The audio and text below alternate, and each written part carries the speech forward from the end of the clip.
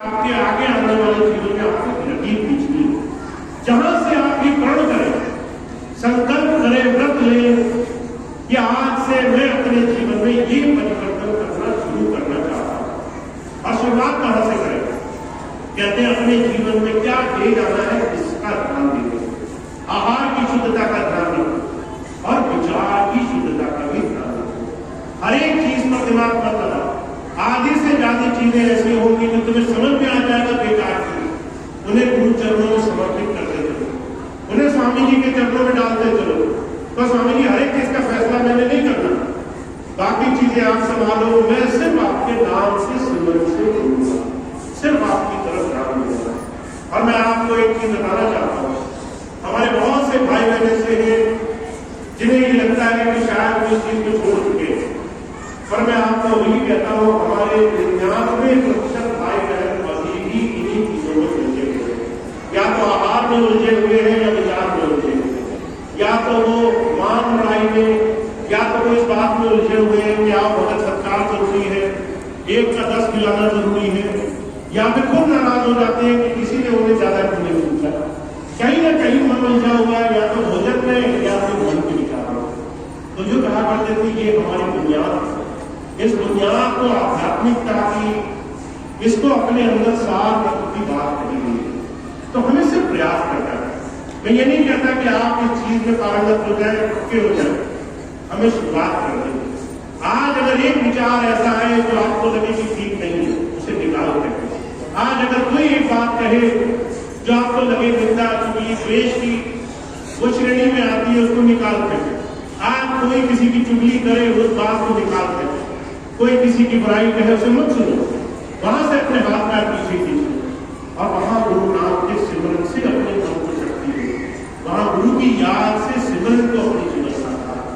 तो जो कहा करते थे कि जब हम एक एक पल, जब हम एक छोटे से छोटा प्रयास गुरु की तरफ आते, करत करत अभ्यास गणवत रोज सुझाना, रसरी रावत जाते सिर पर पड़ा। अगर परिवर्तन आएगा तो एकदम नहीं आ जाएगा कि आप रात को कैसे सोए और सुबह कैसे जगे। जब भी परिवर्तन आएगा धीरे धीरे धीरे धीरे आपके जीवन में आएगा। तो आप प्रयास करते जाओ, रोज रोज एक छोटे छोटे विचार को छोड़ते जाओ, रोज रोज अपने आहार की शुद्धता, अपने आहार में अंकुश, अपने आहार की संयमता बनाते जाओ। भोजन के लिए नहीं बल्कि आध्यात्म के लिए जीवन जीना चाहिए, अपने आप को उस प्रभु शक्ति से जोड़ने के लिए जीवन जीना चाहिए। तो जो कहा करते थे महापुरुषों की बात जीवन में आचरण में स्वभाव में परिवर्तन लाने की। अगर हमारा मन निर्मल हो गया तो उस प्रभु को मिलने में जरा सी देर नहीं। कबीर साहब ने कहा है, कबीरा मन निर्मल गया जैसे गंगा जी, पीछे पीछे हरि फिरे कहत। वो प्रभु तुम्हारे पीछे पीछे है, तुम्हें उसको मिलने में कोई देरी नहीं है, पर तुम्हें अपना मन निर्मल करने की शुरुआत करनी है। तो आप हम बहुत भाग्यशाली हैं, हमें जीवन में ऐसा रास्ता मिला है। बहुत से लोग ऐसे समाज में जो इस रास्ते को नहीं जानते, बहुत से लोग ऐसे हैं जो उलझे हुए हैं, जिनके लिए संसार में भौतिकता, बड़े बड़े लोग, दुनिया की बड़ी बड़ी चीजें सब कुछ है। मैं बाहर गया ईसाई जगत में, मैंने देखा हर एक घर, हर एक दंपत्ति, हर एक परिवार इसी प्रलोभन में अपने आप नशे की नींद में सोया है कि बस जीवन में भौतिक सुख ही सब कुछ है। मकान में खूब पैसा लगा दिया, सड़कों में खूब पैसा लगा दिया, बाहर दुनिया की चीजों में बहुत पैसा लगा दिया, पर अपने मन को, अपने आत्म को अच्छा करने के लिए कदम उठाना नहीं होता।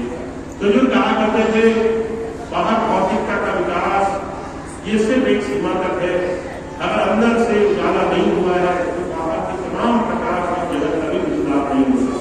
इसलिए हमें एक चीज को ध्यान रखना है, हम अपने जीवन बदलाव और गुरु की शिक्षाओं पे चलाना चाहिए। चाहे छोटी छोटी चीज करें, चाहे एक छोटी सी छोटी बात को जीवन में लाना शुरू करें, पर उसकी शुरुआत आज से करें। आज से संकल्प लें, आज से अपने जीवन में व्रत लें कि हम धीरे धीरे एक छोटी सी छोटी चीज का पालन करना शुरू करें। और इस काम में जब एक कदम आप बढ़ाओगे, जब एक छोटा सा प्रयास आप करोगे, तो आप देखोगे कि उस दिन गुरु जी 1000 कदम चल करके आपके सारे प्रयासों को सफल करने के लिए मदद करते हैं। तो हम बहुत भाग्यशाली हैं। इस दिशा में कदम उठाना है। आहार और विचार की शुद्धता पर चलना है, कोशिश करनी है। आहार सिर्फ हमारे इस जीवन को संतुलित करने का माध्यम रहे, हमारे शरीर को फिर स्वस्थ रखने का माध्यम है, इसको आगे बढ़ाने का माध्यम है।